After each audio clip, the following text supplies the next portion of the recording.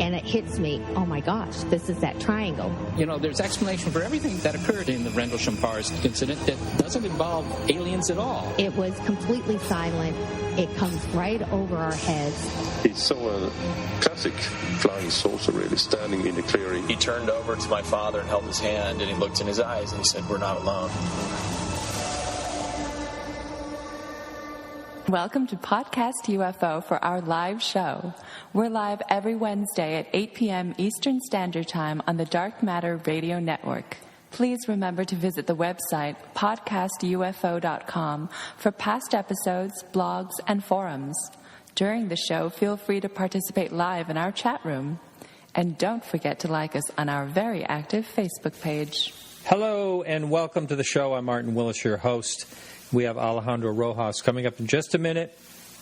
And our guest tonight is Don Ecker, seasoned UFO researcher. And we're going to be maybe calling some people out, maybe talking about some hoaxers and some people that hang on to old beliefs. I don't know what we're going to get into, but I have a feeling it's going to be something like that. I want to thank all our supporters for supporting the show. If you want to listen to the full show and you're not listening live, you can listen to the podcast for 1 hour for free, and you can support us for only $1 or more per month, and all that information's on Podcast UFO. I'm going to say a couple of shout-outs to some new people that are $5 a month or more, and there is a Paul. He has no last name registered. Thank you, Paul. Jeff, and thank you, Jeff. And also Justin Brown said I could use his whole name. He's from Halifax, Nova Scotia, and I think he just had a sighting. He sent me something. Steve O. and Dan and Bill, they're at the $10 level. Thank you so much. And so is Michael D. Michael Douglas. He said I can use his whole name. And he's supporting us from Tasmania. And there's a Justin B.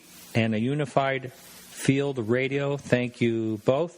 And a Wayne O. and a Shane U. You guys have bellied up to the bar for a $25 a month subscription. And thanks a lot. And you're joining my good friend Phil, who's been there from the beginning. And I am very grateful to you all, and actually grateful to every single listener. And that is actually enough of my nonsense, and it's time to bring on Alejandro Rojas. How you doing, Alejandro? I am doing good. You ready for some of my nonsense? Absolutely. All right. Yeah. So you're feeling better these days? Yes, much better than I was a week ago when I was feeling yucky and my tummy was feeling a little gurgly at this time. But, you sound chipper today, I should say. Good. Yeah. That's good. Yeah. So I was noticing, because I get, UFO Google alerts, and I was noticing there was some things going on this week. Well, this is what's funny. It's the UK, really, papers have gone nutso. They've gone bonkers. Right. That's right. It is UK. Yeah, all of their papers are posting, like, they're trying to outdo each other with UFO stories. Most of their stories are really crappy.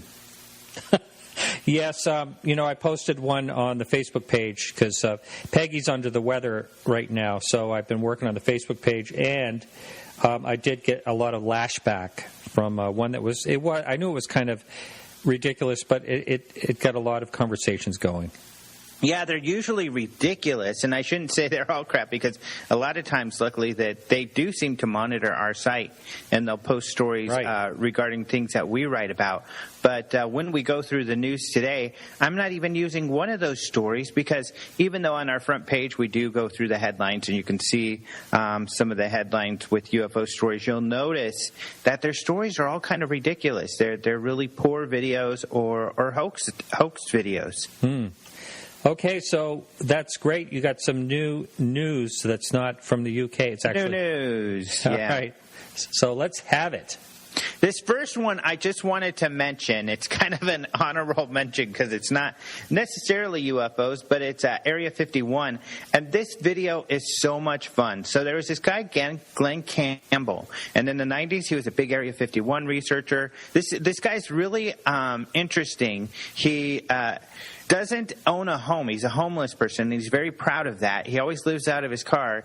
He used to live near Area 51 and take videos and trying to bug the security guards and stuff like that. And did a lot of stuff on Area 51, had some really good information and photographs and stuff like that. But it's been a while since he's done this sort of work. He's still homeless, he says, but now he's an author and he's doing a lot of other stuff. Well, he went back to Area 51 to take some video, just for old time's sakes, he says. And he got harassed by the security guards, and the video is really funny. So he's there, and he's on. He says, he's not on the base, so he's on this side of the signs. And you see this truck, and as soon as he puts his camera on the truck kind of backs up and hides behind this bush. And it's really ridiculous. Like I wrote in my story about it, it reminds me of the cats. You know how a cat will kind of hide its head and think that it's hidden and you can see its entire body? It's that sort of thing. So it's really silly. So then he decided to trick him. And he went and he parked and he walked up this hill. And they sure enough followed.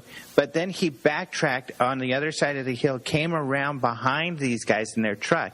And he's filming and he's kind of giggling as he's sneaking up on them. And he gets like really close to the truck. He's practically right in front of the truck before they notice. They're just kind of blabbing away. It looks like holding a conversation and talking when he comes around. And finally they spot him and one of them jumps out of the truck and says, "Hey, you want me to take that camera?" And he runs away and he's like, "You can't take my camera." And he said that he kept running and they went their way and he went his. But the video is just hilarious. It should have a Benny Hill soundtrack behind it. But it's really good. I think that people will have a lot of fun, and you can check it out. And you get a close look at those cool trucks that they drive that you see up on the hill when you go to visit the roads going to Area 51. So that is, for the listener, that video will be linked right in our show notes, which will bring you over to openminds.tv, and you can watch that. And I'm looking forward to watching that myself. Yeah, it's a lot of fun. You've got to see it. You'll love it. Yeah. Otherwise, in UFO news, actually, we wrote a lot of stuff about triangles. There's been a lot of triangular UFOs seen in the news lately, and so this is kind of interesting. So the first story I wanted to mention is this gentleman with a military background. He says that he was formerly in Navy rescue, and so he knows aircraft warning lights, but he had seen some strange lights at about 8 p.m. on June 11th that he could not explain. He got a little bit of video of them, and you see these three lights that are in a triangular formation kind of blinking strangely. Kind of an odd video. It's a pretty short video, but he was able to get video of this, and he's just saying that, he thinks it's really weird. He doesn't know what it was. And this was in North Carolina. In the story that Roger Marsh had written about this, he noted that he had contacted Sanford Davis, who is the MUFON North Carolina investigator who looked at it, and he had closed it as an unknown. He couldn't figure out what it was, and that there was another sighting soon after, just a few days later, in the same area. Davis suggested that perhaps it was military and some kind of black project, perhaps a variation of the Astra TR-3B, which there is no evidence exists, but it's kind of a mythology out there. But still, it's certainly possible. And there are, for a fact, we have found inklings of triangular-shaped secret aircraft that is out there. So there's something, whether or not it's an unconventional in nature, that's to be foreseen.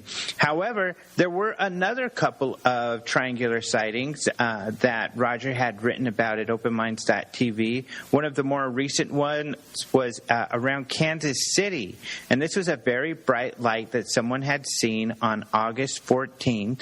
It was coming towards them. It was going slowly.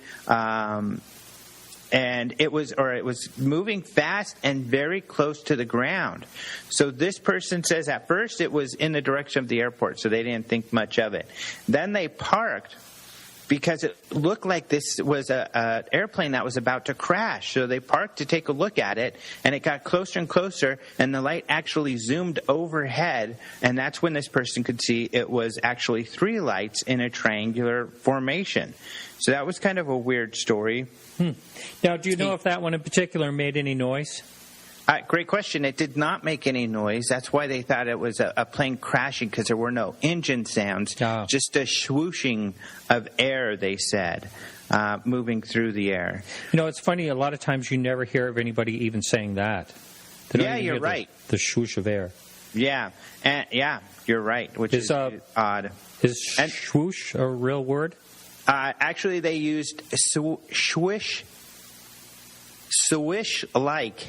Okay. So I haven't Googled that to find if it's a real word. I don't think it is. But you know what's funny these days? I don't think there's an age. I remember growing up, it was not like this. When there was words added to the dictionary, it would be a big deal. There'd be a news story. You know, you'd see all about it. There'd just be a couple. Right. It would be controversial. These days, they're adding, words like crazy. Like every word someone makes up so that it's shorter for them to tweet it, it gets in the dictionary. So I'm sure if we start using swish, in fact, especially if we started hashtagging it, we can get it in the dictionary in no time. I think we should get on this and get it done. One last triangular UFO sighting I wanted to talk about was seen on August 19th. And this is in the Austin, Texas area. This one's a little more exciting because it was 6:44 a.m., so it was during daylight hours. And this was a guy who says he was outside and looking at a squirrel on an apartment rooftop, which kind of reminds, that's like me in the morning. My brain takes forever to warm up. So I'm like a zombie, and that's like about as much input as I can kind of comprehend in the morning. I can see myself sitting there in the morning watching a squirrel, like a dog, just watching it going back and forth. But anyway, I think I'm guessing that's what this guy was doing, trying to wake up in the morning. He's watching the squirrel run around, and then beyond the squirrel, he noticed a triangular-shaped object that he said was coming towards him at a high rate of speed. He said what was interesting is that the body of the object appeared transparent, like it was changing colors. It actually flew over him. He said it was cloudy, and he estimated the clouds were around 13,000 feet, so he thinks this was a bit lower than that because he could see it. But, the strange object he felt was kind of stealthy, even had some kind of color-changing properties that zoomed right over his head. Wow. Well, is that it for this week?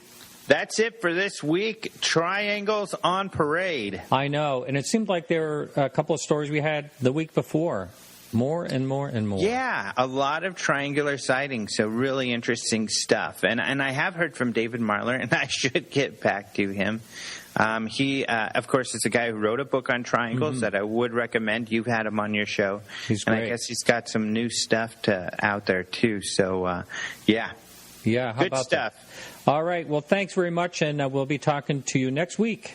All right. Talk to you soon, buddy. All right. Quick music break right here. We'll be right back with Don Ecker.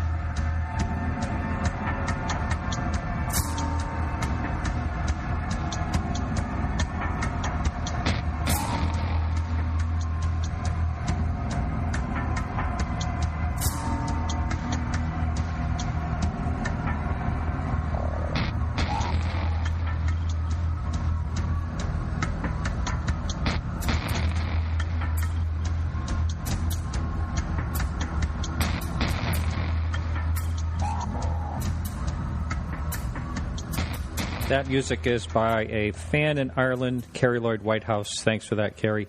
And before we bring Don in, just quickly, I'm going to be at the Experiencer Speak in Portland, Maine, this coming Friday night and Saturday, and hope to see you there. If you're listening to the show, please come find me. I'll be around. I think Saturday I might have a Podcast UFO T-shirt on. I'm not sure. But anyway, hope to hang out with you. And also, we have a phone number here, 603-967-4030 for call-ins. Make a note of that if you would. Or if you want to Skype in, it's Marty Willis, MartyWillis. Don Ecker, how are you? Fine. How about you, Martin? Great. And you are what I call a seasoned person. You've been at this a long time, and you have an interesting background. For the person that may not know you, I'm sure a lot or most do, but can you fill us in with your background and what your interest was, how you started having an interest in UFOs and alike? Well, my interest in UFOs actually goes back to when I was, a teenager. I had a rather exciting sighting in December of 1966. I'm originally from the East Coast, from Pennsylvania. I live in California now. But in December, especially during that period of time, I was in high school, and I was on a deer hunting trip with 4 friends. When we were coming back late in the afternoon, we were overflown by 4 brilliant arc light type lights. And one of my friends saw them first and yelled, and we all jumped, turned around, and these lights were, and they were not low, they were probably, I'm going to guess, somewhere between 15,000 feet perhaps, but they were striking. I mean, just absolutely striking. And as they overflew us, the one light in the rear, they originally were in a diamond formation, suddenly shot straight up in the sky. So that's when I knew that there was, as far as I was concerned, you bet there was something to the phenomenon. So I guess it was in 1982, although I was not then consciously aware of it, but I was a criminal investigator, a policeman.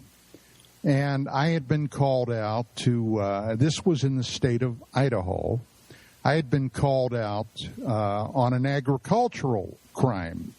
I had been sent out because a farmer had reported a dead cow, one of his cattle, that was only maybe 35 yards or so from the rear of his house.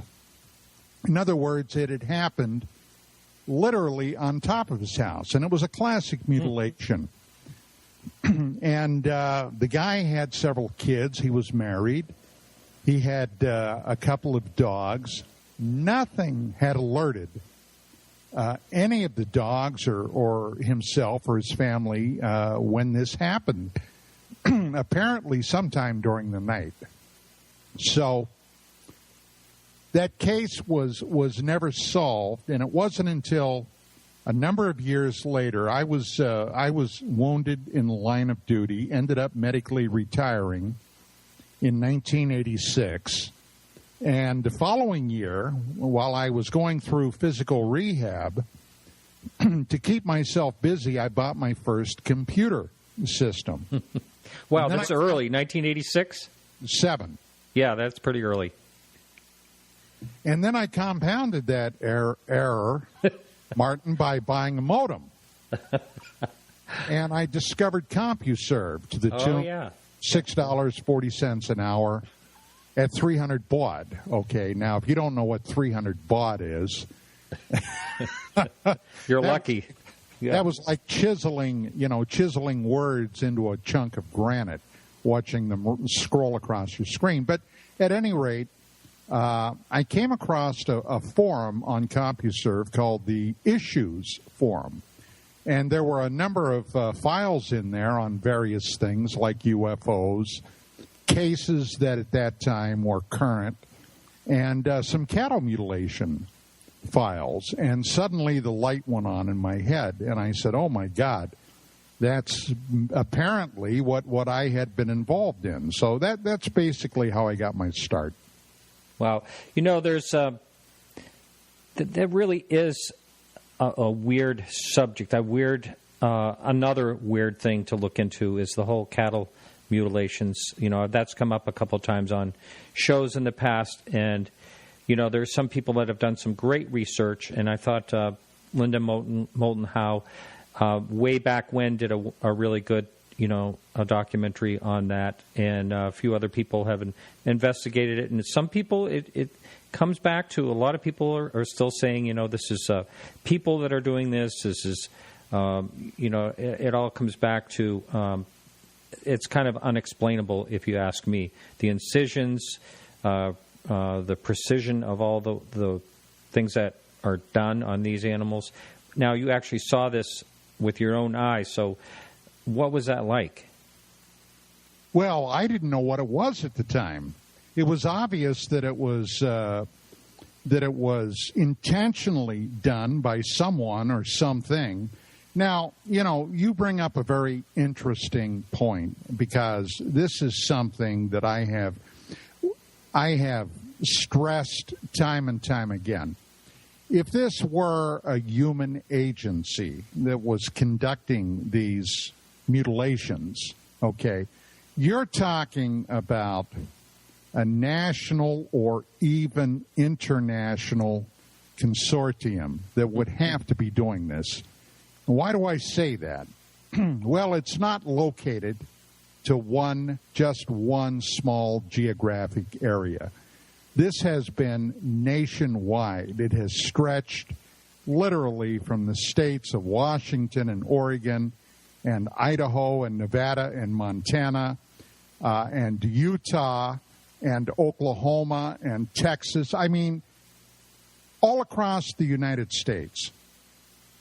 And in all the years that those cases have been reported, and we're going back 50, 60 or more years, here's the one thing to keep in mind. No one has ever been arrested or successfully prosecuted. Now, I was a law enforcement agent out here in the West.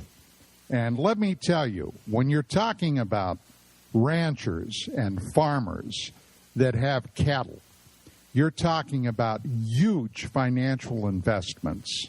And very protective, too. And these guys and women will not brook any interference with their animals. Mm-hmm. And that includes going out with lethal weapons, with rifles, shotguns, to defend and protect their animals. And, this is just something that I could never fathom would be able to be carried on as long as it could. And if this were a human agency, someone not get shot or arrested or prosecuted, and it just hasn't happened. I think I've heard the theory from someone that it is a government, the government is checking to see what radiation effects are having on, biological entities like, animals in areas, and that's why they're doing it. But that, I'm sure you've heard that one too. It doesn't make any sense to me. Well, that's not to say that it may have never happened. That is certainly, it's not something I would throw out. But it is not the only answer. It can't be. Right. And, what are your thoughts on it? I mean, a lot of people think it's tied to the UFO, to extraterrestrial. To me, I think it's just one of those unexplainables. I don't know. And in your research that you have done, were there a number of cases where there was a UFO sighting at the same time or ahead of time? Oh, sure. Now, back when I was active, and for the first, I'm going to say 4 or 5 years that I was involved with UFO Magazine, that is what my research was known for. Was mutilations, not only animal mutilations, but also human mutilations. And I wrote a number of papers that can still be found on the web about that. This is when I was daily. I was really delving into this subject. Now, the various theories that I have heard over all those years are legion. For example, one of the people that I knew very well, and I had a lot of chats with him. As a matter of fact, I interviewed him on my first, in the pages of UFO magazine when my wife and I were publishing that. And also when I began my broadcast career back in 1991, I had him on the radio with me, was noted author and Fortean researcher John Keel. Now, Keel, back in the 60s and 70s, was a prolific author. I'm sure you're aware of him, right? Yes. Mm-hmm. Had written a book that when I first read about it in the mid-1970s, I immediately went out to my local bookstore, ordered a copy. It was titled The Mothman Prophecies, because the case that he was talking about took place not very far from where I grew up at, in central western Pennsylvania.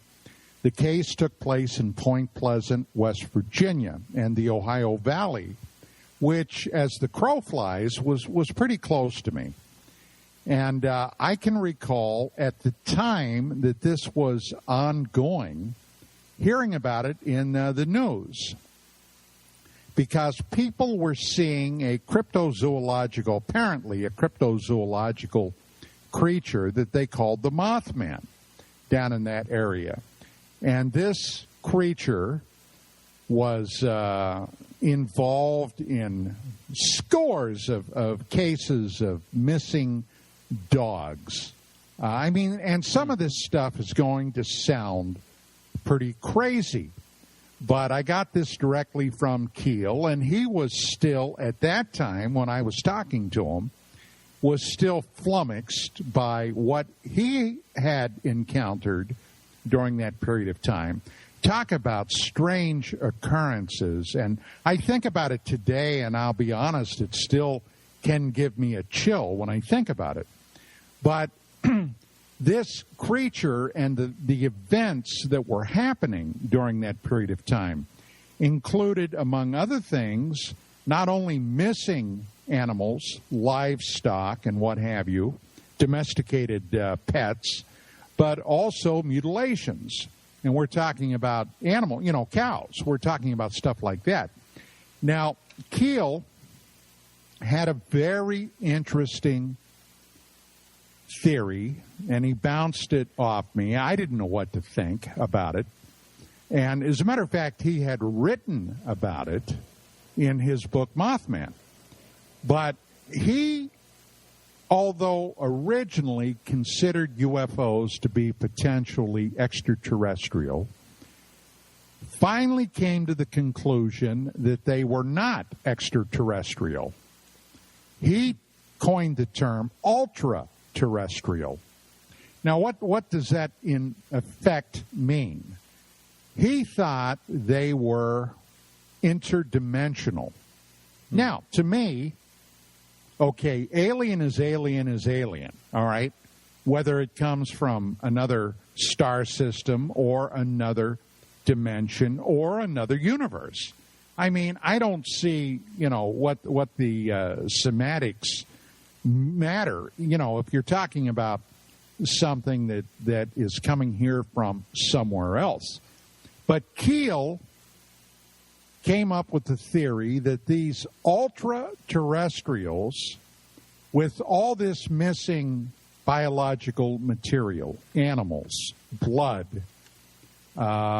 various other items that, were missing and involved in these cases, that perhaps these entities were using them to construct biological entities to be able to operate in our domain here in our universe, on our planet. Now, one of the things that he used to support his theory were tales of the infamous Men in Black, the MIBs. Now, at that period of time, the MIBs were not, Will Smith and Tommy Lee Jones. They were actually terrifying entities that often showed up in the aftermath of UFO cases. And in one famous case that Keel talked about in his book were some people down in West Virginia that had a UFO sighting. And a day or two later, this monstrosity of a looking man showed up at their door, a huge guy. He knocked on the door, and they opened it up, and he said he was there to, if I remember correctly, and it's been a while since I've read Keel's book, but he was there to find out if they might have been heirs to somebody that had recently died. That was his excuse for getting in the house. But his suit was ill-fitting. The guy was bald, extra pale. I mean, he could have maybe passed for a vampire. And he came in, sat down. The pants that he was wearing rode up his leg. And I believe it was the wife noticed what appeared to be a green wire or cable that was inserted into his leg. Now, when you hear stories like that, I mean, sure, at first blush, you go, oh, bullshit, But the fact of the matter was that this was not the only case where something like that happened. And, when the individual finally left their house and he walked outside, he almost immediately disappeared. Gone. I mean, gone, okay? Just like he vanished into thin air. So there was something with a high degree of strangeness that was going on down there that Keel had chronicled. And, of course, he wrote, he wrote a number of books where he talked about cases like this. And that's basically where he was coming from in his explanation for why they might have been mutilating these animals and taking other items like blood. Now, I heard another theory back then about the missing blood, and this was one of the staples in mutilation cases, especially with cattle. If it was a genuine mutilation, almost invariably the blood would seemingly disappear. It was exsanguinated from the carcass. And there were stories that were floating around and even made it into the pages of numerous newspapers that there was a process where bovine blood, cattle blood, could be used, the plasma at any rate, in the event of a national emergency, this could be used as a blood substitute. So there were a lot of people with a lot of theories on what this all may have been, but those were just a couple of them that I came across in the years. Well, now let's talk about your background as in law enforcement, because I'm sure that really helped you with all the type of the research you did in the following years. Yeah, sure it did.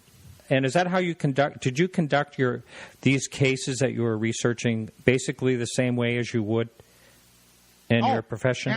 Absolutely. Over the years, that's one knack, if I can, be so specific, that I always thought was of great benefit to me.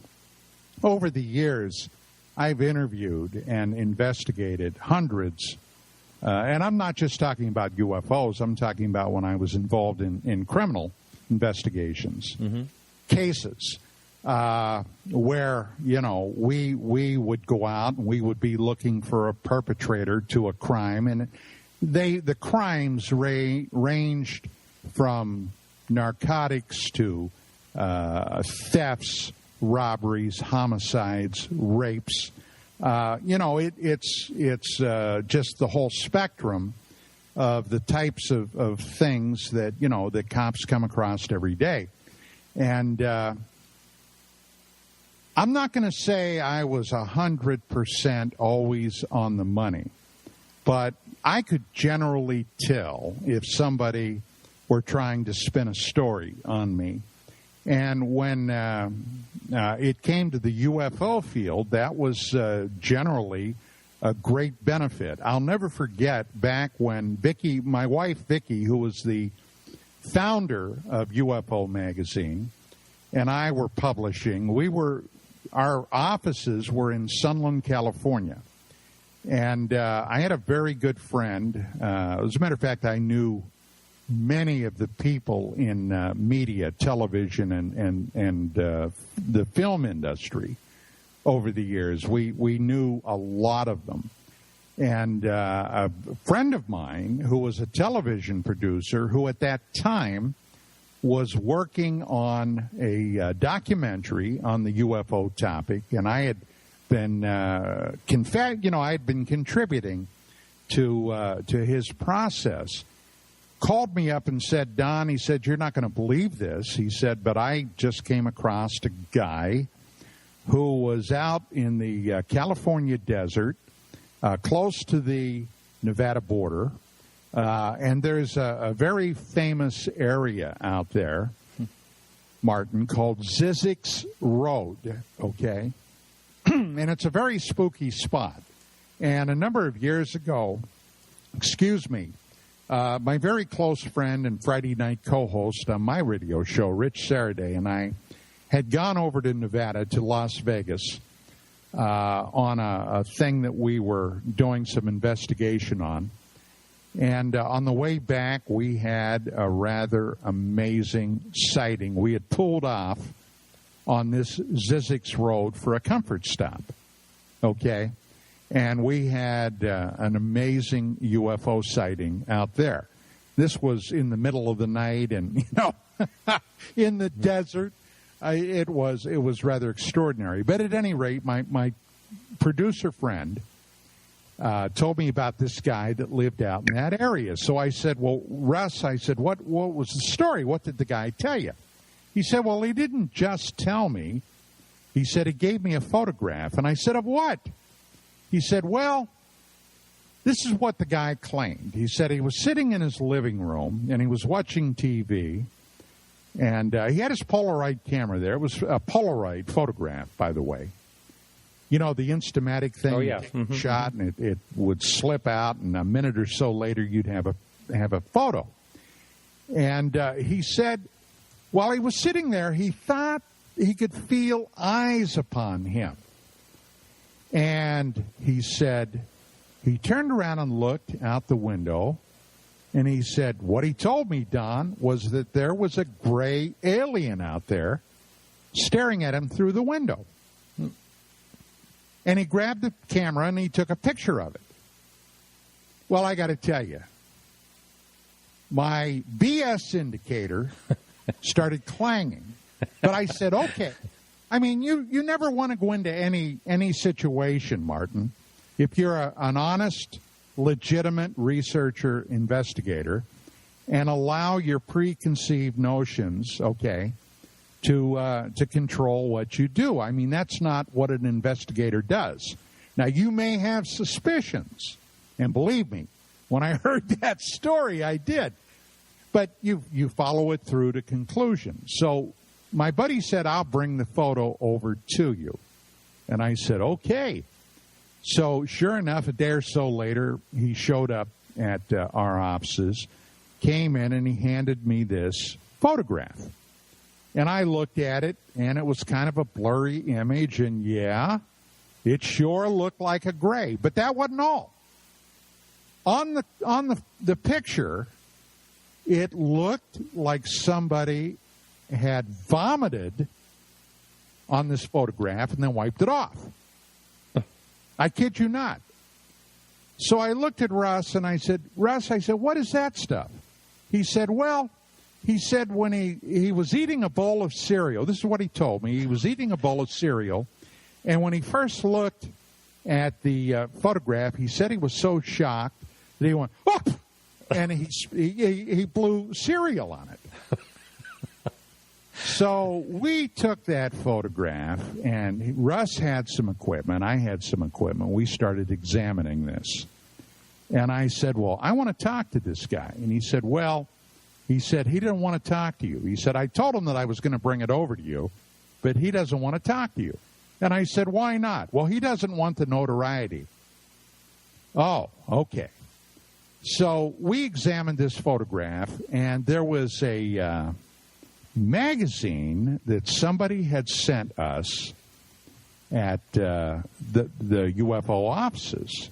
And this magazine was a professional oil industry magazine, okay, for the oil industry. Now, the reason they sent us the magazine was because inside this issue, okay, they had a full-page ad. Now, remember, we're talking about 92, 93. UFOs were still fresh, exciting. Every week on television, you could find 3 to 5, 6 programs with the UFO theme. I mean, it was really the wrench that was driving the media scene back then. Shows like Oprah Winfrey, Larry King Live, Inside Edition, Sightings, Encounters, Hard Copy. All these programs continuously, for almost a decade, ran UFO topics every week. So a lot of people were excited about it, and a lot of chatter was out there in TV land. Well, this oil industry magazine had this full-page ad which used the UFO ET theme in this ad. And I mean, they had on the photograph a large representation of a typical gray alien. And I looked at that picture I'm talking about in the magazine, and I looked at this photograph that Russ had brought to me, and they were identical. This guy was trying to float a hoax where he apparently had a copy of that, cut the alien out of it, okay, then through some screens or something, shot this Polaroid photograph. And, I mean, those are the kind of things that you run into all the time. And but we were able to bust it at the source. And then I had my answer why this guy didn't even want to talk to me on the telephone, much less meet me. So, wow, that's the kind of stuff that we would do, and we would bust. Yeah, well, that is an amazing one. And let's talk about when you had the magazine, what that was like. I mean, that is grueling with deadlines and everything, isn't it? Oh, yeah. Yeah, it sure was. But I'll tell you, it was one of the few jobs in my life that I looked forward to bouncing out of bed in the morning and going to work because it was fascinating. Not only did I get a chance to meet literally people from all over the globe, all around the world, okay, but some of the most fascinating cases and some of the most fascinating hoaxes you could ever hope to encounter. Huh. Wow. And so this is going back, kind of like during the birth of the Internet, about that same time, isn't it? So. Oh, yeah. Yeah. And, I'd like to talk, I don't know if it's going to be this hour or next hour, about all the UFO hoaxes on YouTube. I've talked to actually other longtime researchers about this and forming a group that would basically call out hoaxes, and that would be very difficult to do, especially these days, as we've all been watching technology grow and grow, and CGI, and then in today's world, it's harder and harder, is what I'm getting at. Here's the bottom line on a lot of that. Yes, you are correct. CGI today is, in some cases, almost indistinguishable from reality. But here's something else, and I've heard very few people mention this, okay? I was involved in a case back in the very late 1980s, very, very early 1990s, that was involved and ended up being the F-117 stealth fighter case, all right? Now, one of the people that I knew then and was an invaluable source of technology was a guy that worked for Aerojet, an aerospace company out here in Southern California. And this guy had a bee up his bonnet about the UFO thing. And he was continuously snowing the DOD and the Air Force and other government agencies, including the CIA and the NSA, with FOIA requests. I mean, a literal snowstorm that went on for years. And this was a case that I broke in the pages of UFO Magazine and on my original radio show, UFOs Tonight, which was on the CRN network. Okay? And what they did, they being the government, set this guy up with an Air Force general incommunicado and an FBI agent came to his place of business, deliberately exposed him to classified information that he did not have a need to know, and then tried to get him fired. Okay? Now, it involved the F-117 just before the F-117 went public. So I guess they felt safe in doing that.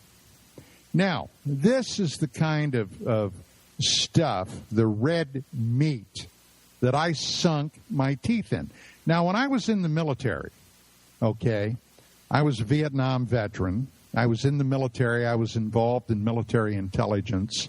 I had a top secret clearance with a crypto access. Now, all that meant was, in the course of my duties, if I had a need to know certain classified information, I could be given that classified information because it was involved in whatever it was I was doing.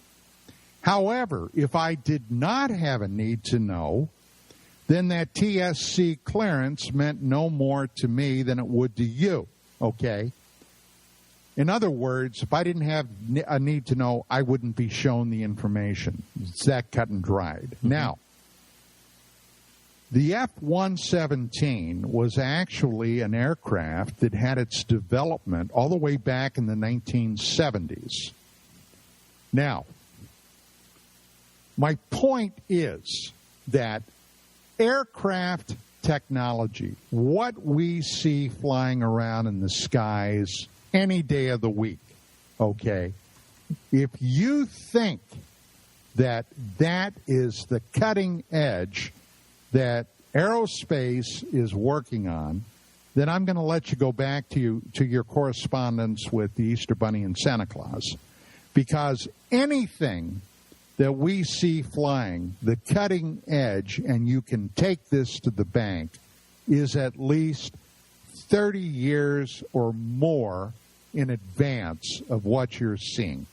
My God, the SR-71, the Blackbird, okay, the aircraft that I used to watch flying out of Okinawa, okay, to go to North Vietnam, China, Korea, okay, was an aircraft that still today, officially, its speed record or its height that it could fly at has never been broken, although I'm sure it has.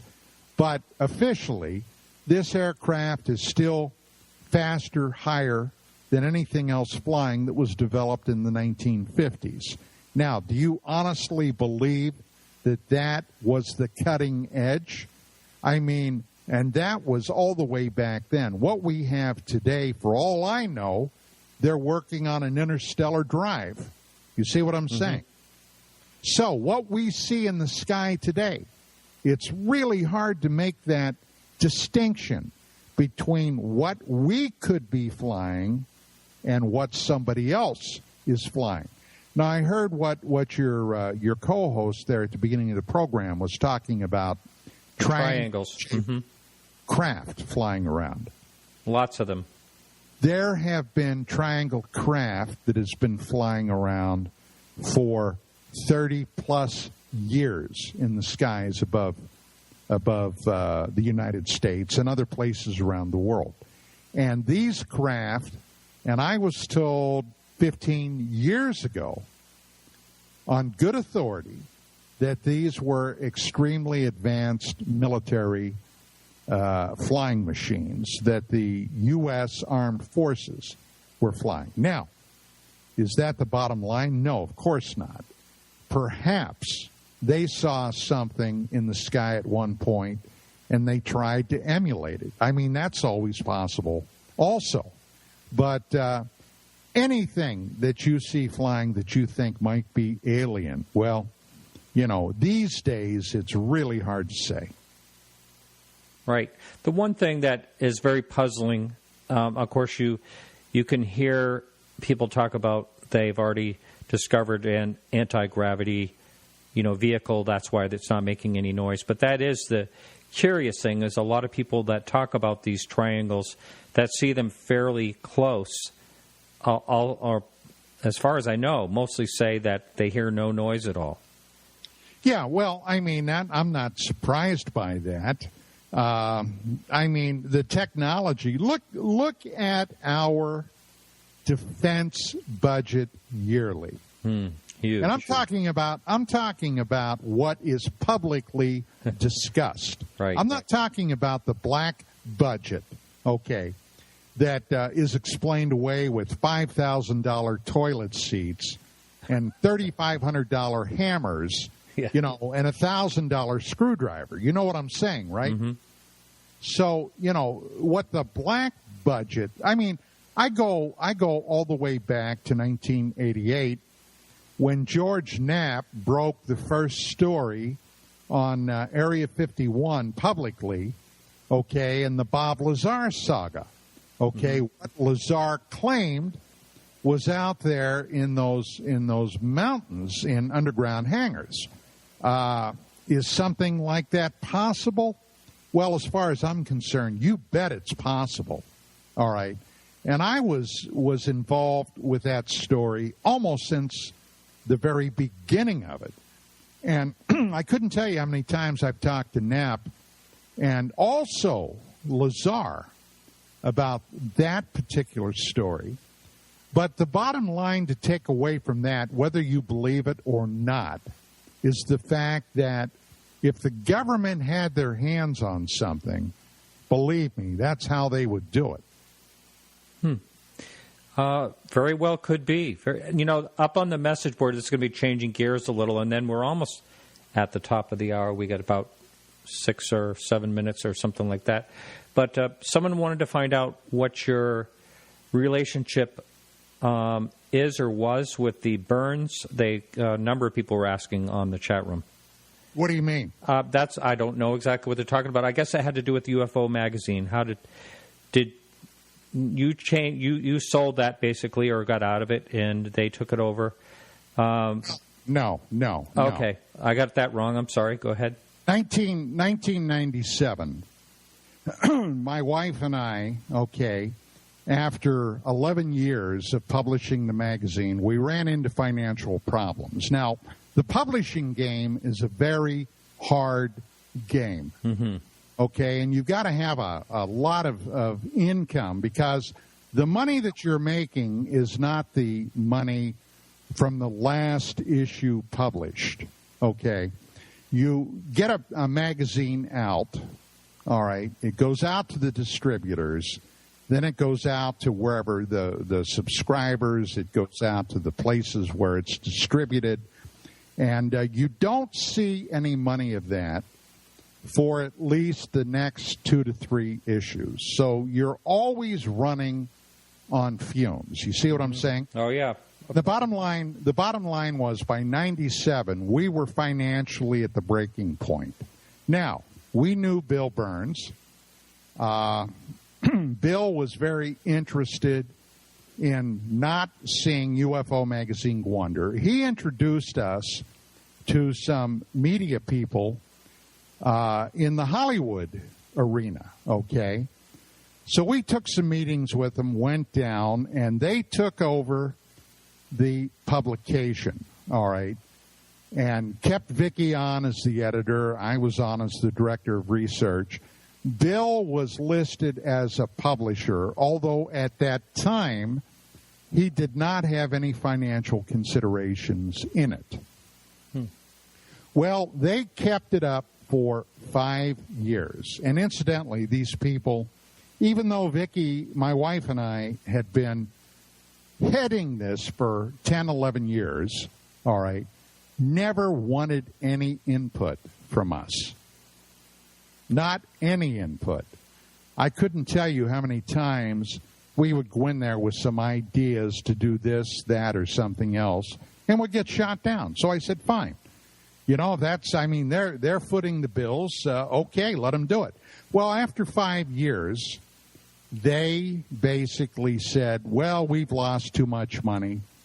We're going to shut the magazine down. However, if you and Vicki and Bill and his wife want to take it over, we'll allow you to keep publishing.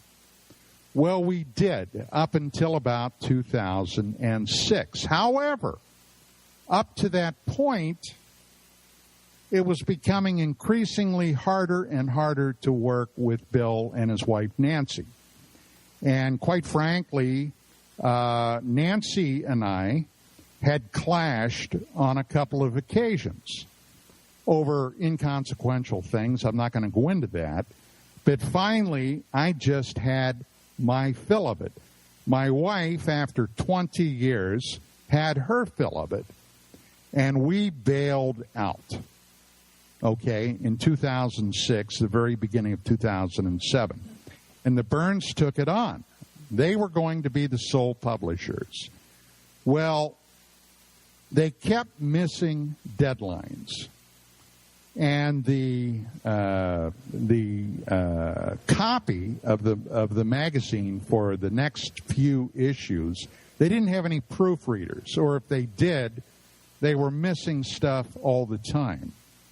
In the proofing of the magazine, there were a lot of egregious errors that popped up. And here was the other thing. As you can tell, I was pretty factually oriented, and I gave short shrift to a lot of these. Let me think of a very polite way to say it. These pie-in-the-sky, unicorn-searching, so-called UFO researchers. And they began running a lot of copy in the magazine that I found particularly offensive. And when I say offensive, I'm talking about cases that had been disproven years before that suddenly started popping up. Now, I attributed that to the fact that Bill was an academic, Nancy, who really fancied herself as an ace publisher, just quite simply didn't know the field like Vicki and I had. And they would have things in there routinely like the Dulce Base shootout.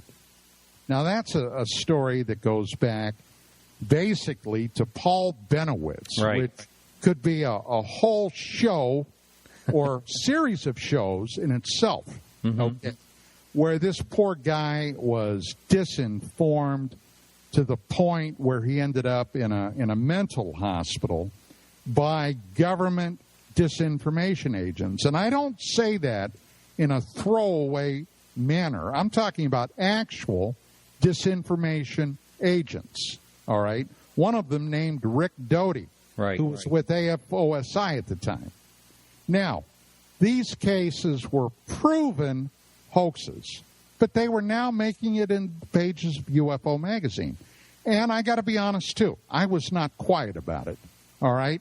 When something like that would happen, I probably should have kept my mouth shut, but I couldn't, okay, because I saw what had been our baby going to hell. And then Nancy decided to take a year off and not publish the magazine, even though they were still taking subscriptions, okay, from people that were expecting a magazine. She took a year off to write a novel. And not long after that, the whole thing folded. So there it is, in a nutshell. Thank you for that, Don. And we're right at the top of the hour. We're going to take a break here in a second. In the second hour, I'd like to talk to you more about how a lot of times the myths become seeming realities, and why people get fed up in this field. I want to talk about that in the second hour. So if you're listening live, we'll be right back. Hang in there right after this quick music break.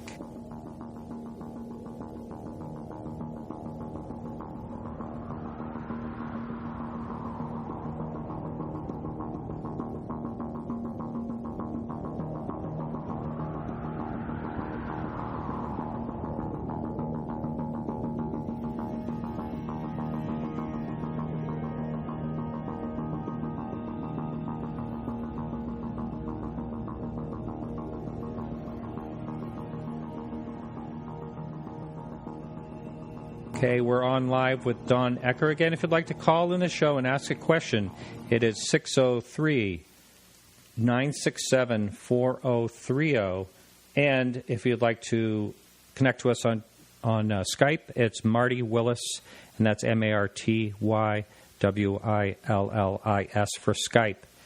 And you can also jump in the chat room if you're live, and if you're listening live. I know you're live, yeah.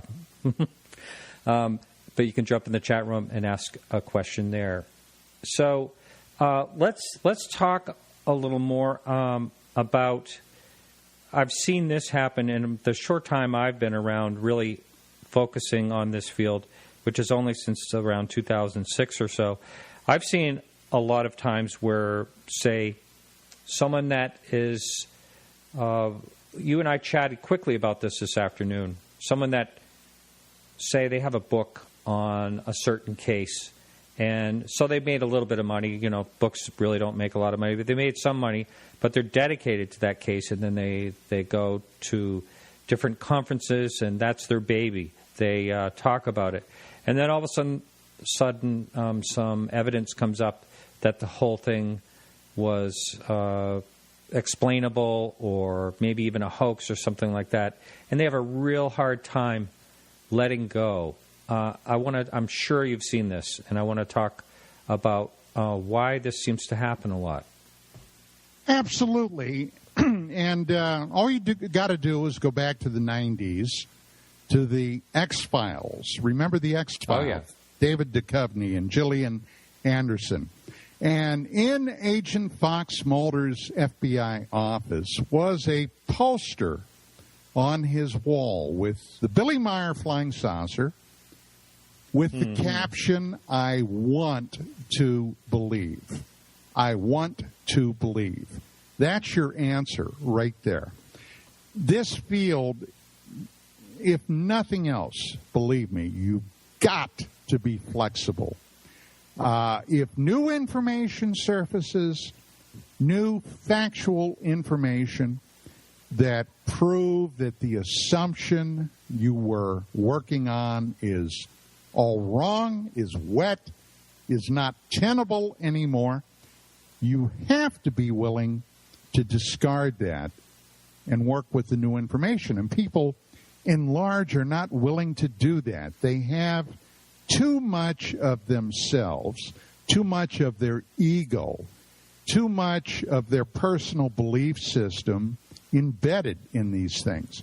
There's a guy on the circuit, he's a perennial, been around forever, by the name of Mike Horn, who is a proponent of the Billy Meyer cult, going back God only knows how many years, that will, get up and he'll argue with anybody that the Meyer material is real, it's real, it's real, it's real.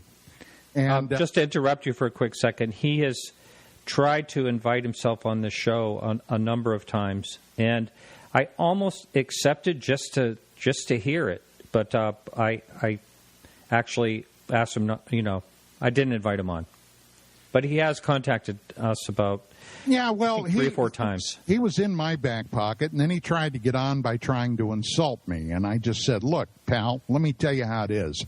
No. Okay? No.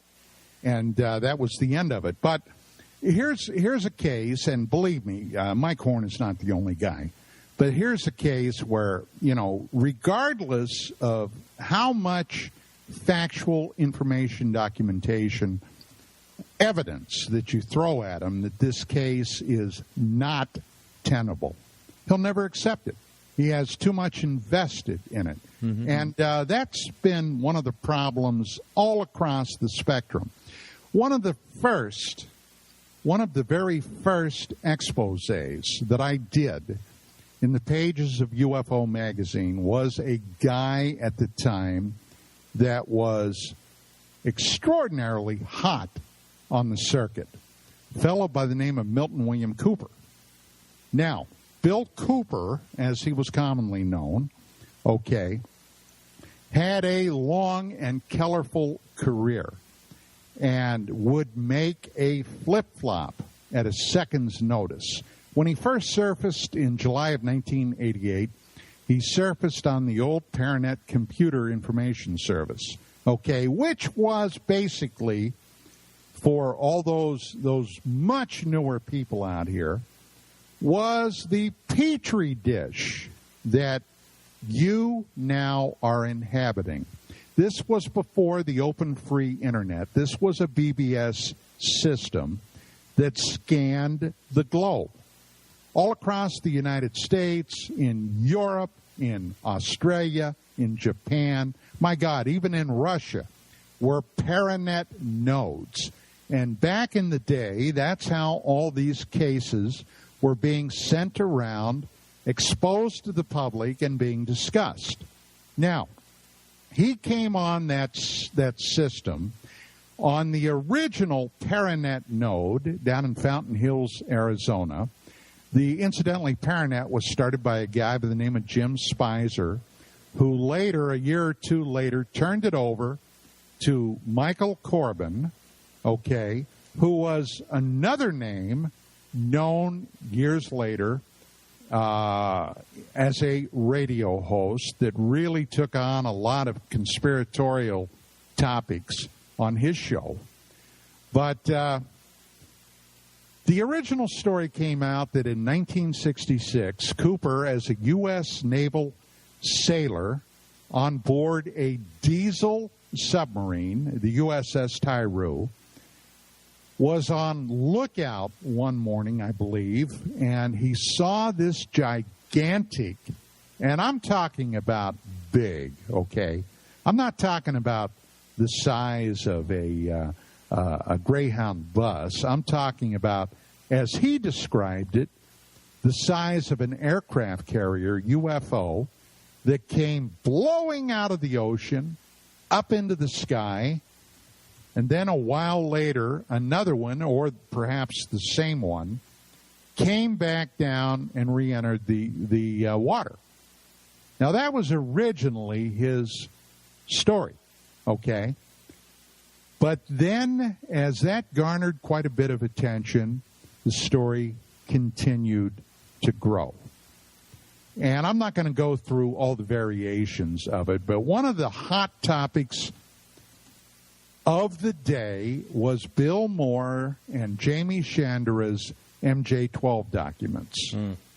Okay? Are you familiar with them? Oh, yeah. Mm-hmm. All right.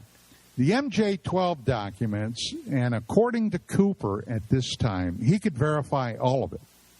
Well, later, when the MJ-12 documents blew up, in Cooper immediately did a 180 and started going on about how they were all disinformation, and he knew it all along.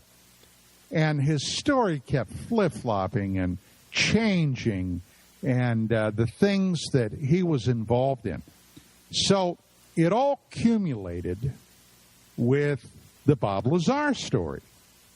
All right? This is when I got involved.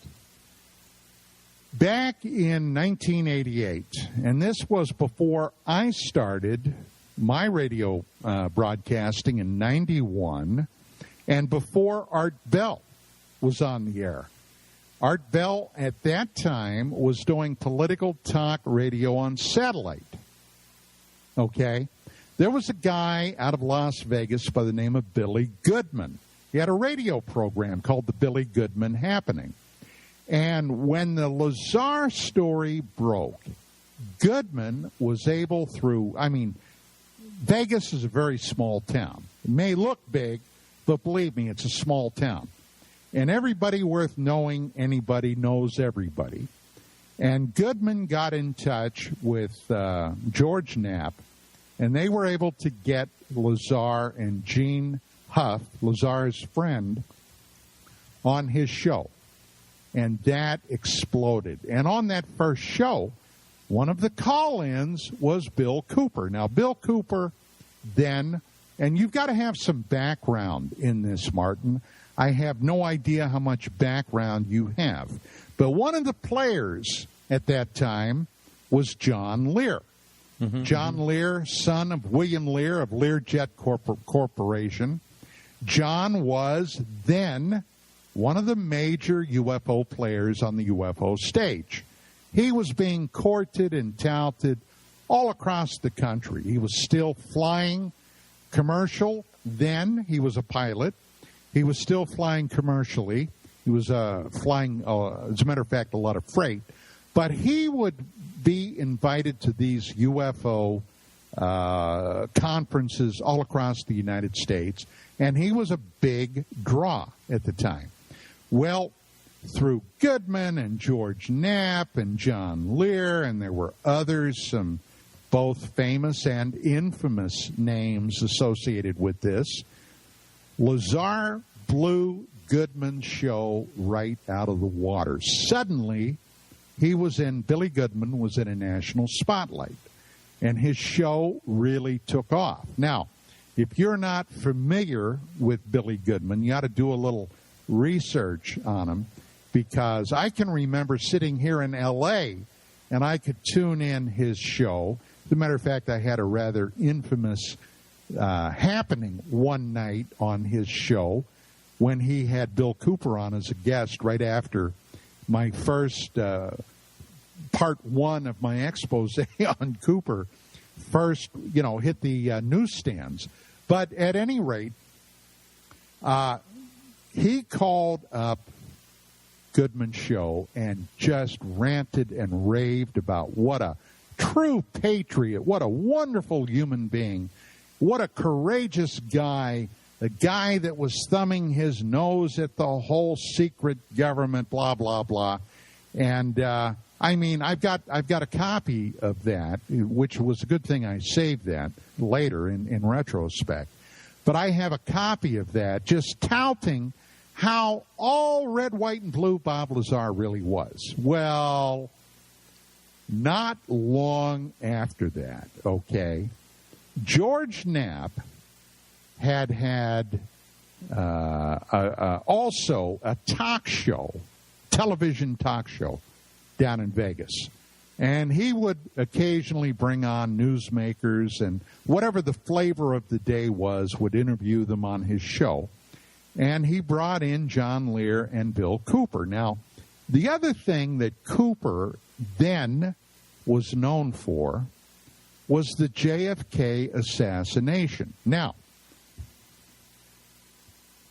when I first met John Lear in November of 1988, this was after my entree into the UFO field, I had called John up. John had just recently put a file up on the Paranet computer service, which then ended up on CompuServe, which was his original, it's now known as the John Lear document, his original position paper on the whole UFO thing. Now, I'm not going to bore you with all the details, but the crux of it was that when he put that document up, the UFO field ignited. Now, it had been not exactly even keeled up to that point. I mean, there had been cases that had been coming up, but two things caused the UFO field to ignite then. And we're talking about 88, 89. Bill Moore and Jamie Chandra's MJ-12 documents and the John Lear paper. And suddenly, the UFO field divided into almost armed camps. And the sniping and the fire and the flaming on the nascent web went into overdrive.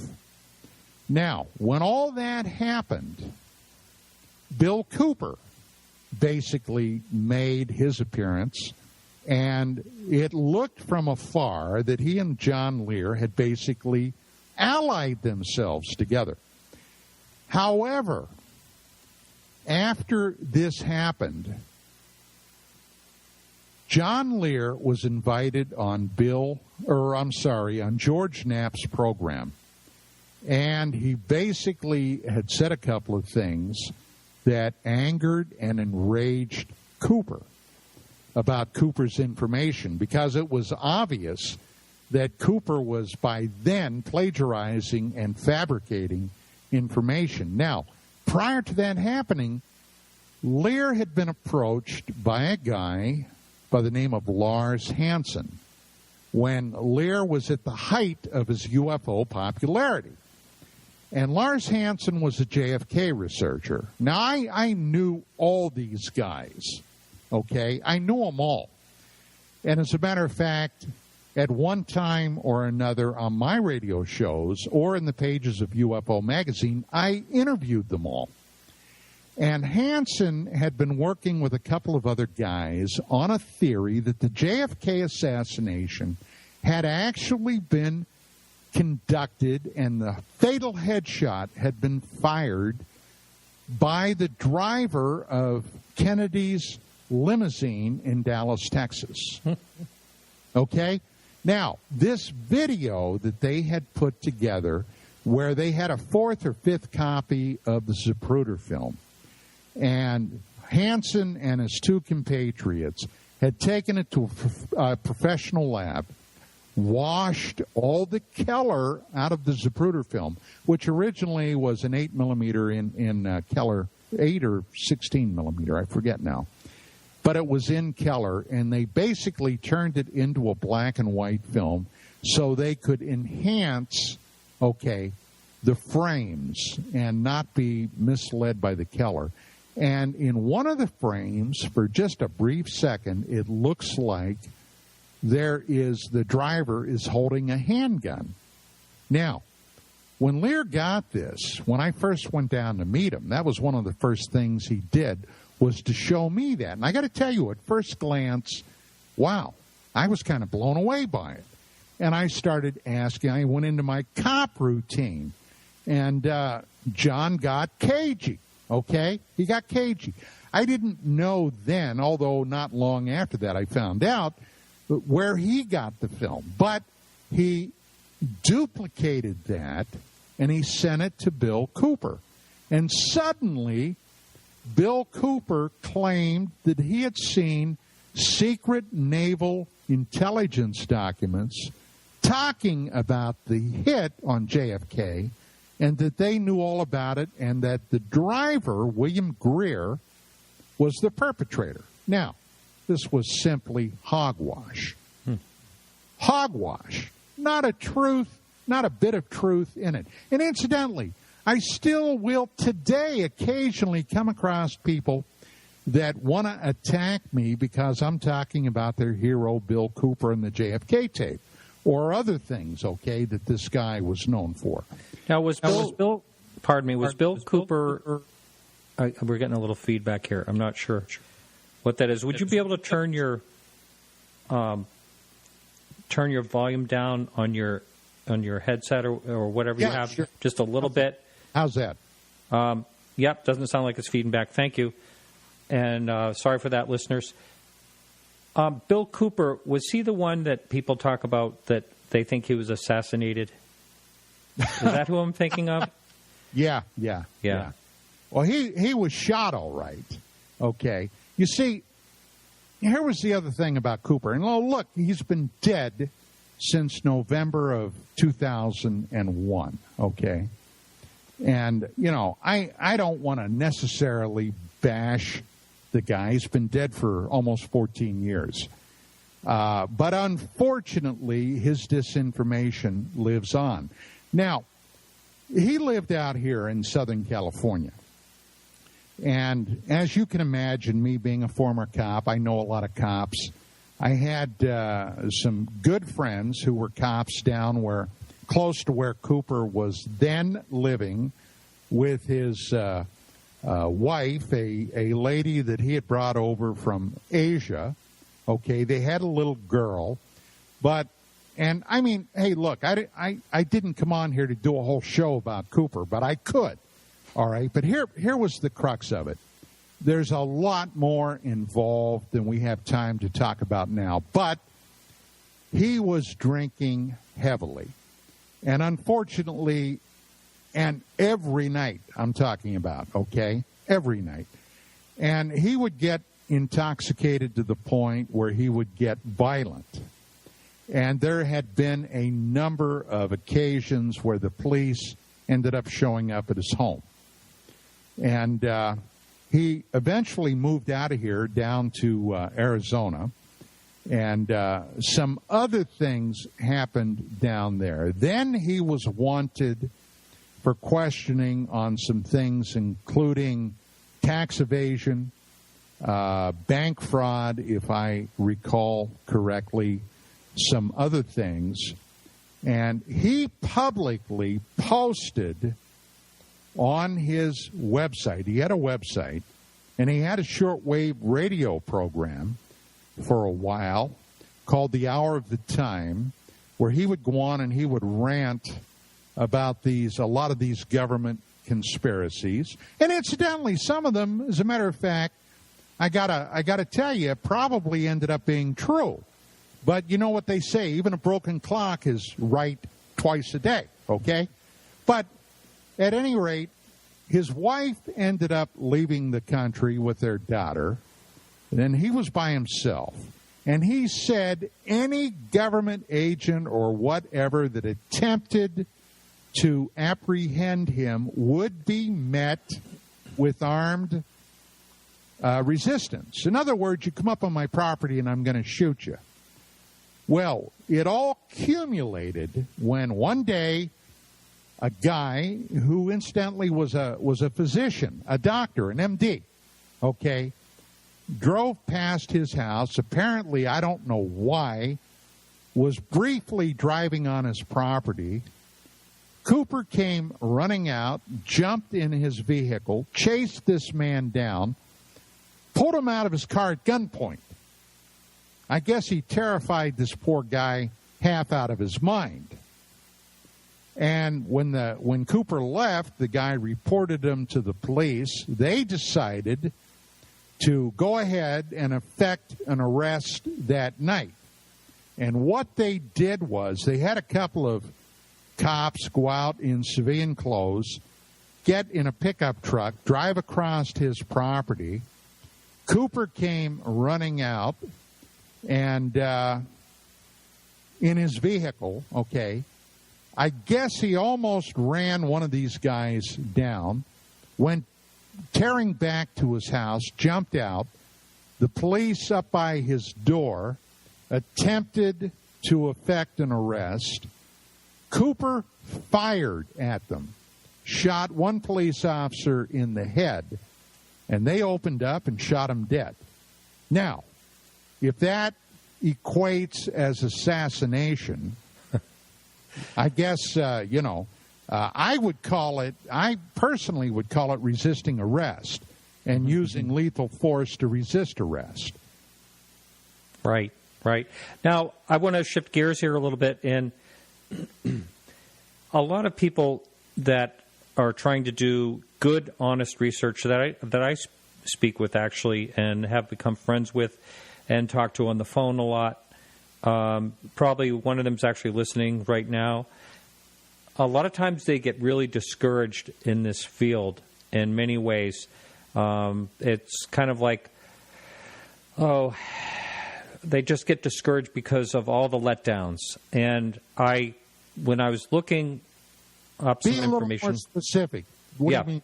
Yeah, I will. I'm going to actually leave that to you, because when I was looking up information about you on the internet before you came on, I saw where Kevin Randall wrote about you back in 2007, and basically the title is Don Ecker Quits UFO Research.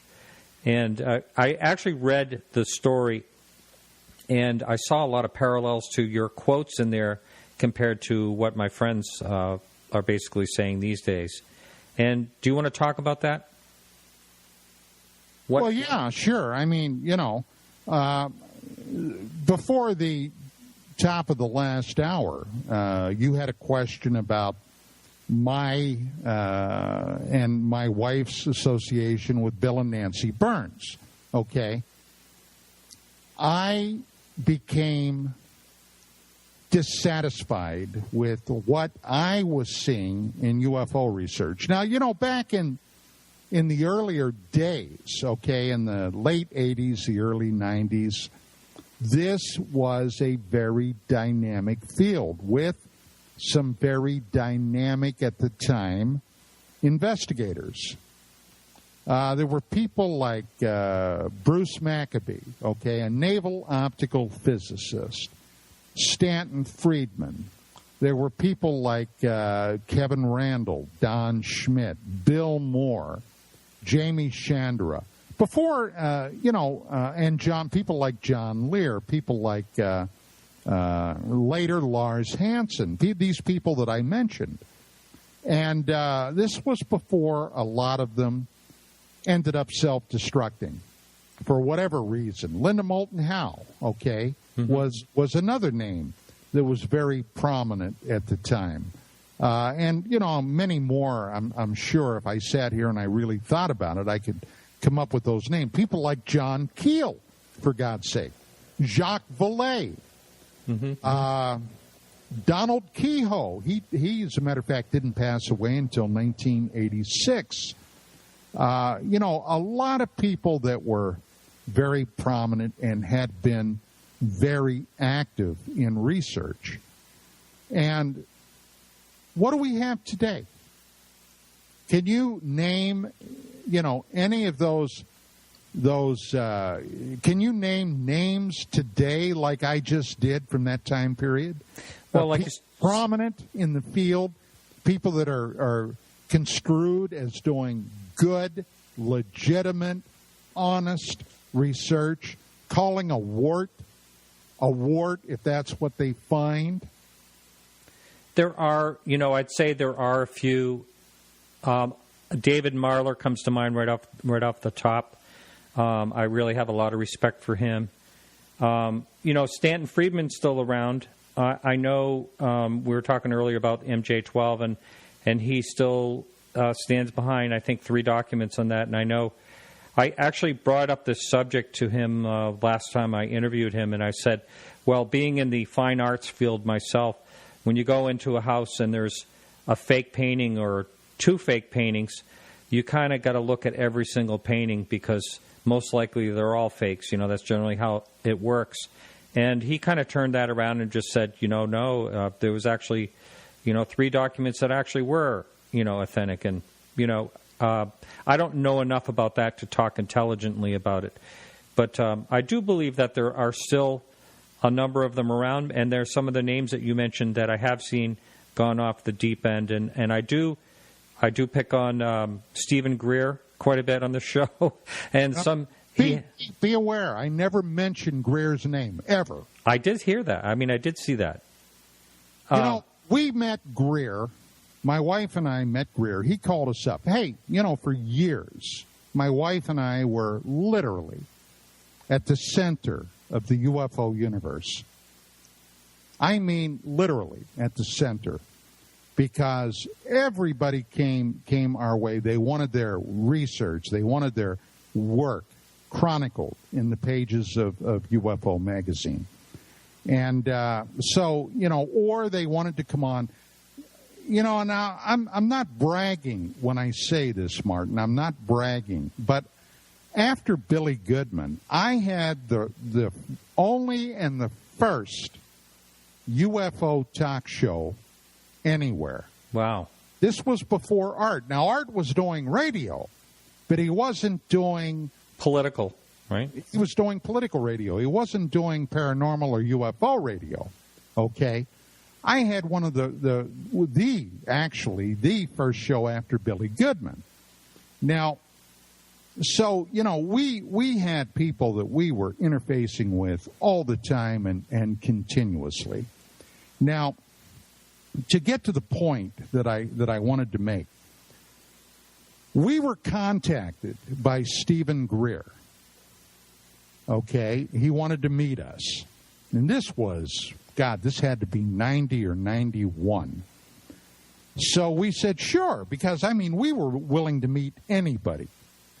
And we met him downtown in Los Angeles at a restaurant. We were going to have lunch. And we sat down, we shook hands, and, got to know each other a little bit.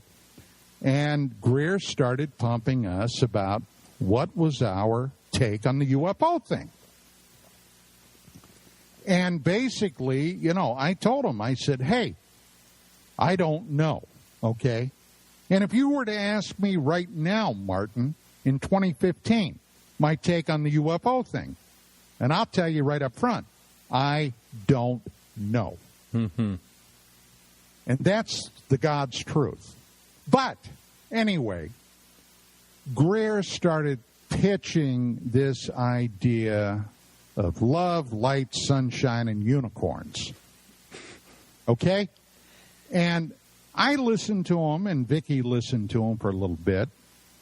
And then I hit him with a half dozen cases where there was blood, smoke, and fear from the field, okay? And, to say that we ended on a friendly note would not be correct.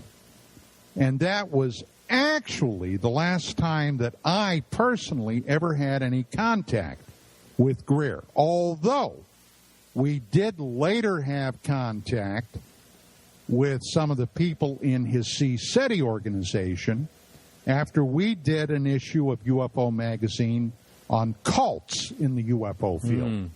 Wow. He was mentioned, his group was mentioned only in passing, and believe me, if we had wanted to do more, buddy, I had the goods if I wanted to do more. But we didn't. We weren't out to hatchet anybody. But then they decided to take off after us.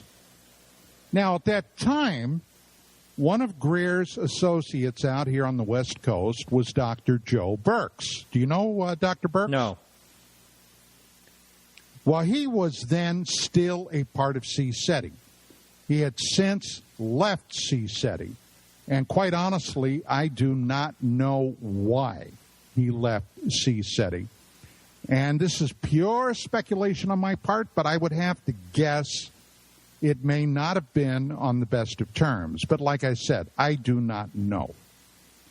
But when we wrote this cult or cutting, it was called Cult or Cutting Edge issue of UFO Magazine, the magazine received a 15-page diatribe from Joe Burks. And he wanted to debate us on CompuServe. And I said, why on CompuServe? I said, hell, I've got a radio show. So I got in touch with Burks and brought him on my radio show, and we had a debate. And I bought him dinner, okay? They showed up before the show. There was a restaurant right next to our studio that I used to take when we had guests, come in the studio live. We would go to the restaurant, and I'd buy them, or the magazine would buy them dinner. Bought him dinner. And when he left, he stormed out of the studio. That'll give you an idea of how it ended up. So,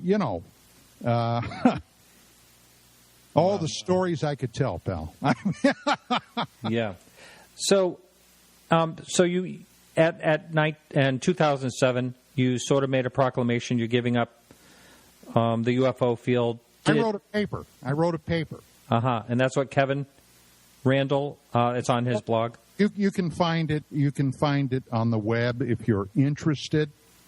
It's titled "My 20 Years in the UFO Fog." Fog. F-O-G. My 20 years in the UFO fog. Well, one of the things you just mentioned a minute ago, I think is probably going to remain, I believe, the same exact thing that you do, and that is, I have no idea. I know what I saw.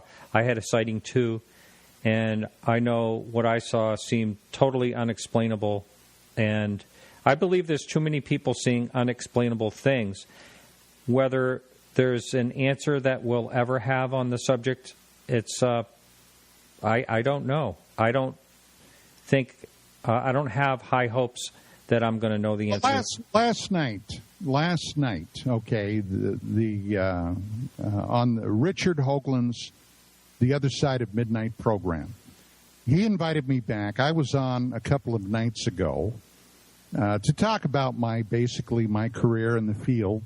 And then he invited me back for a round table panel, okay, on his show. And basically the linchpin to his panel, he wanted to talk, of all things, about Hillary Clinton's email server. And what that may or may not have had to do with a lot of things, all right?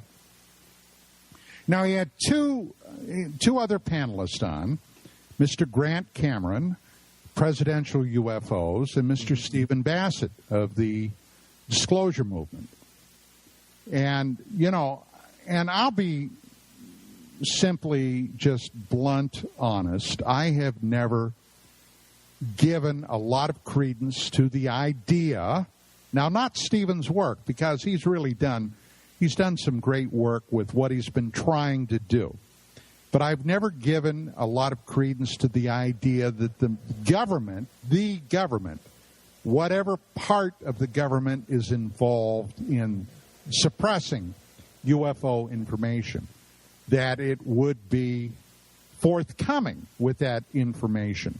Now, I say that for many, many reasons. Some reasons that I can openly talk about, some things that are pure informed, but speculation nonetheless on my part, and people that I have interfaced with over the last 25 plus years that I've been banging around in this field.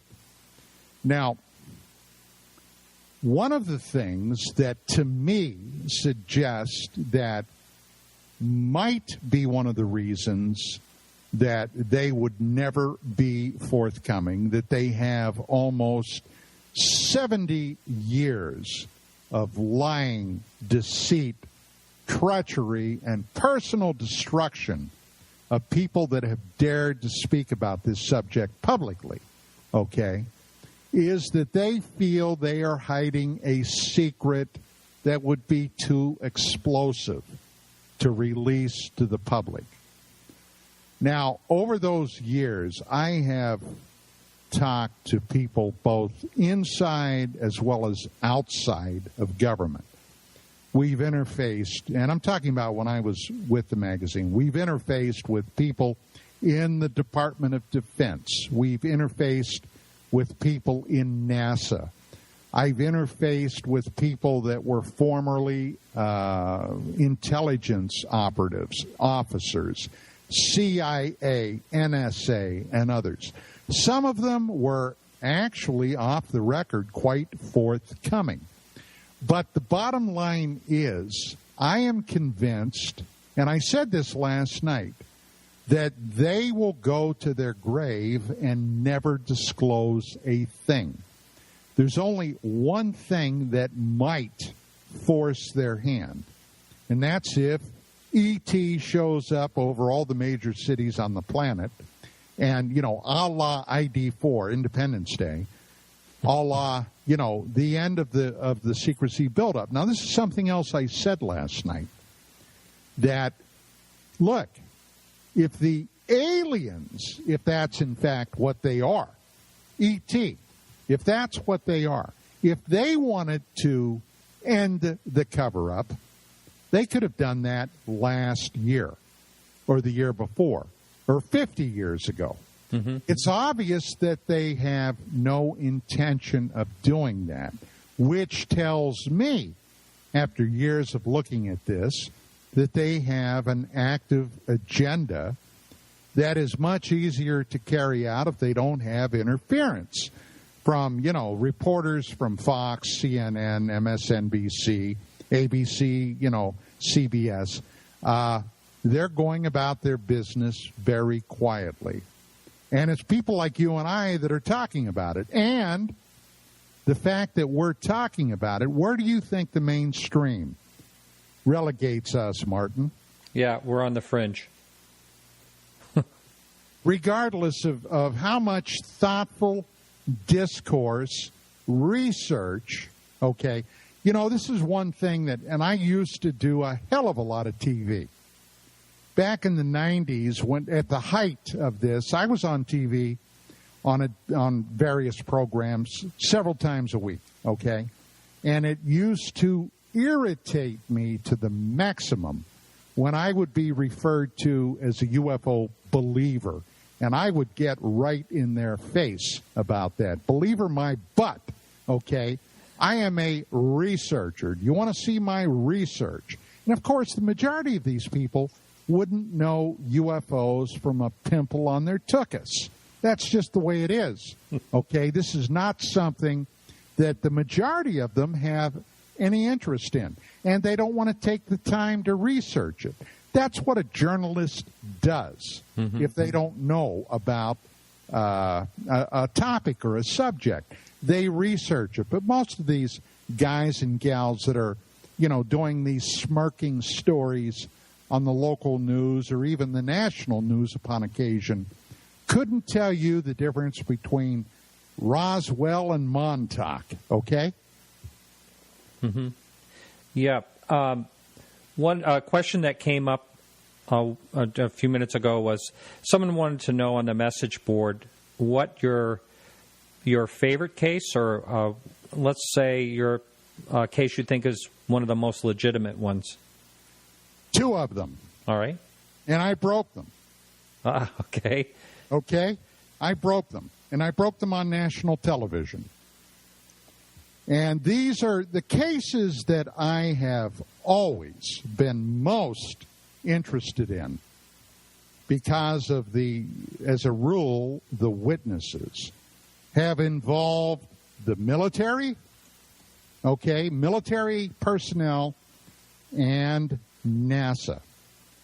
And the two cases I broke, one as a direct result of a NASA live broadcast, was STS-48. That was a shuttle mission that took place in September of 1991. And while it was above Australia and New Zealand, they were sending a live stream of a thunderstorm, okay, back to NASA headquarters. And a friend of mine, a buddy of mine by the name of Don Ratch, a UFO researcher back in Dundalk, Maryland, had a contact at one of the local small cable TV stations, and they would capture the entire live feed that NASA would beam back to the Earth. Now, we're talking about a live feed, Martin, okay, in real time.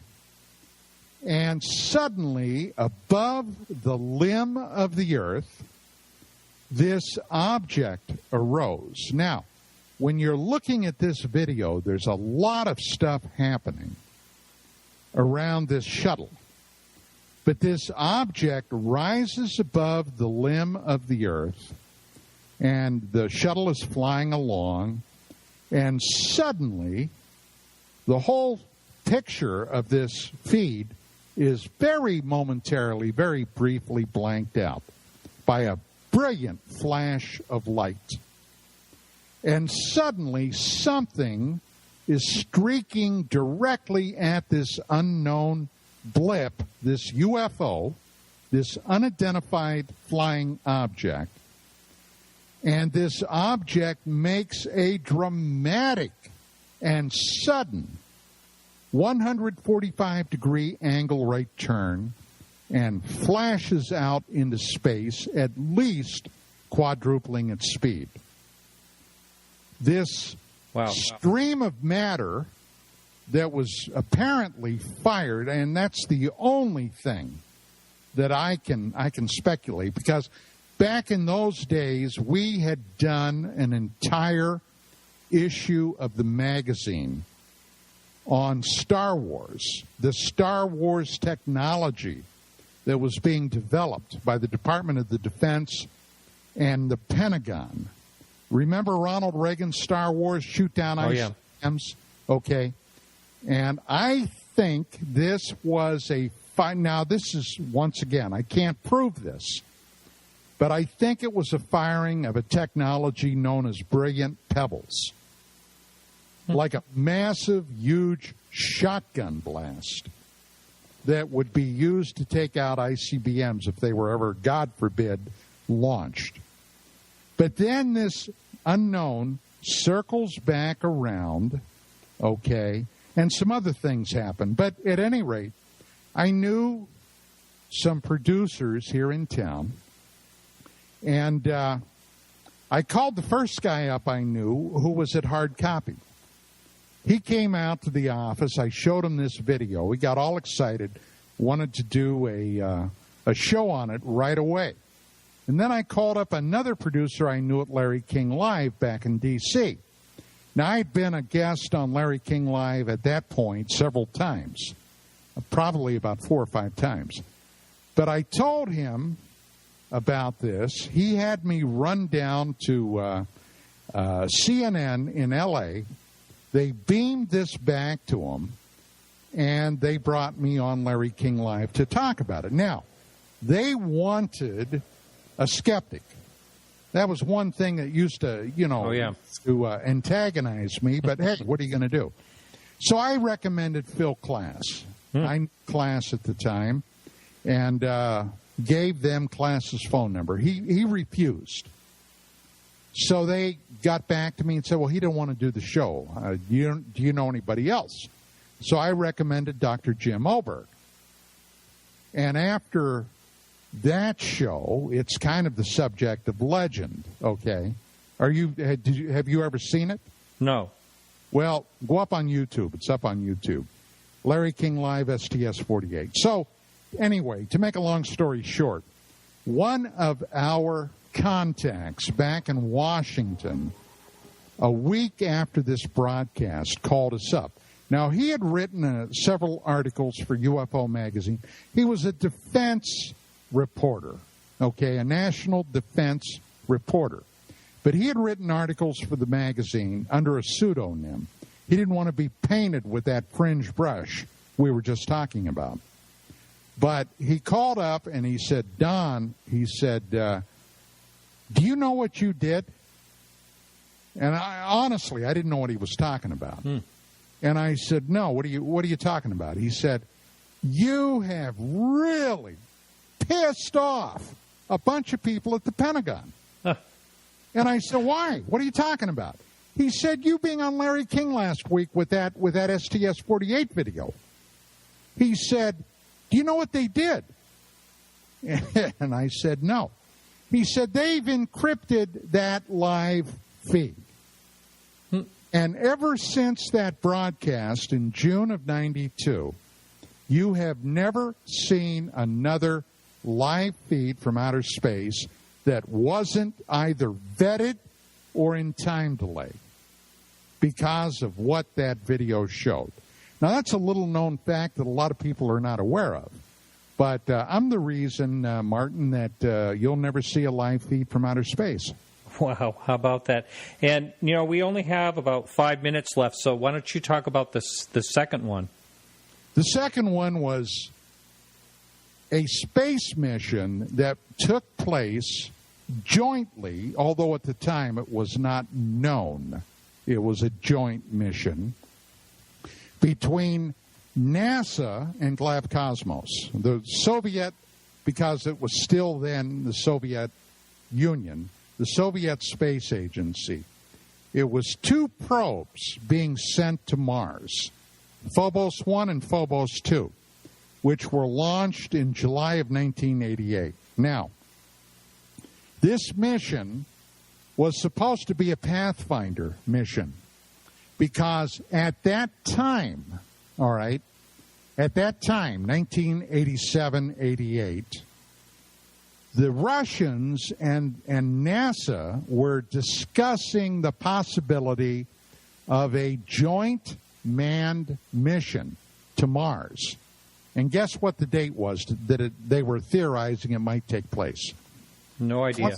2014, 2015. Okay?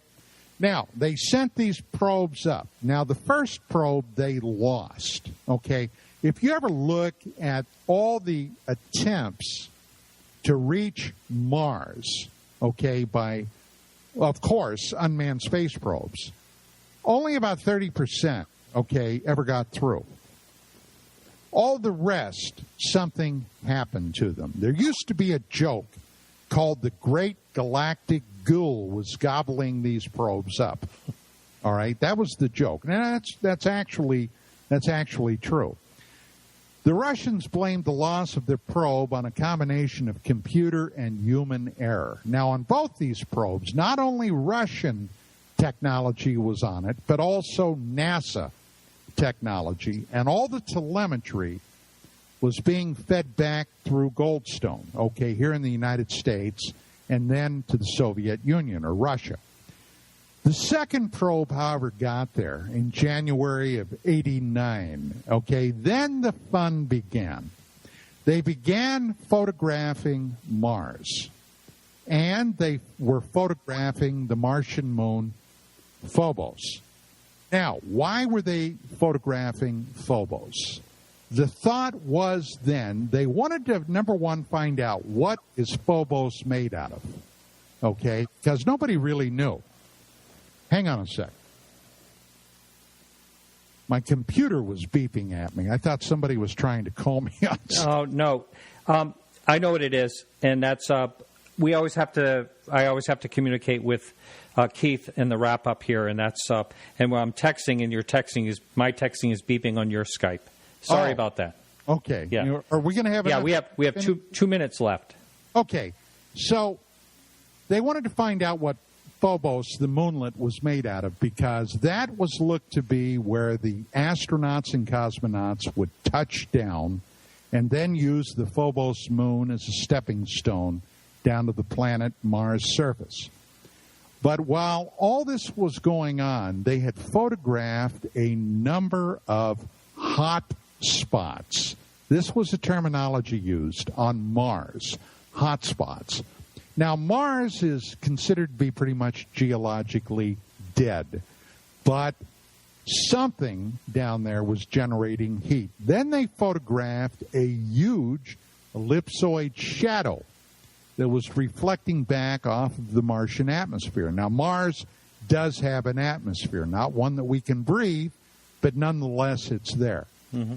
Then they photographed something off of the limb of Phobos that the Russians said, unbelievably, was 15 and a half miles long and a mile in diameter.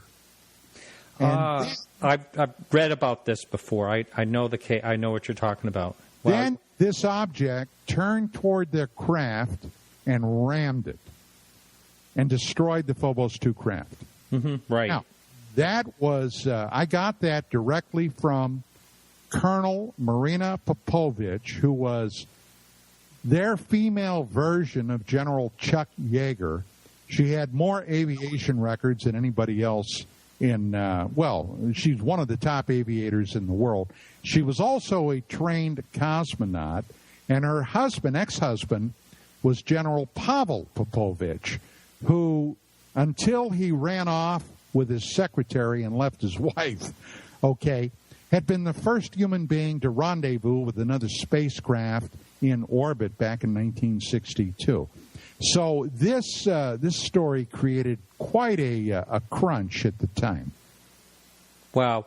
Well, thank you, Don. This is going to be it for the end of the show. And do you have a website, or if anyone wants to send you an email, can they go through a website and find your contact information? I have a nightly radio show called Dark Matters Radio out of Cyberstation USA in Boston, Mass. And you can reach me at my Yahoo email address, Decker, Decker, 0726 at yahoo.com. And I'm also on Facebook, as you know. So yeah, that's how we met. Well, thanks so much. And I'm going to be checking out your show. Well, I want to thank everyone for helping out with this show tonight. Keith Brolin for helping us out with this live show. I want to thank Peggy Shunning for helping us with the Facebook page. We have about 23,000 people on there. If you want to like us on Facebook, you can interact with like-minded people there. And also, I will be back next week with Ray Hernandez. And thanks so much for listening, everyone. And you can listen to the whole show free always right here on the Dark Matter Radio Network. And see you next week at the same time. Keep your eyes to the sky.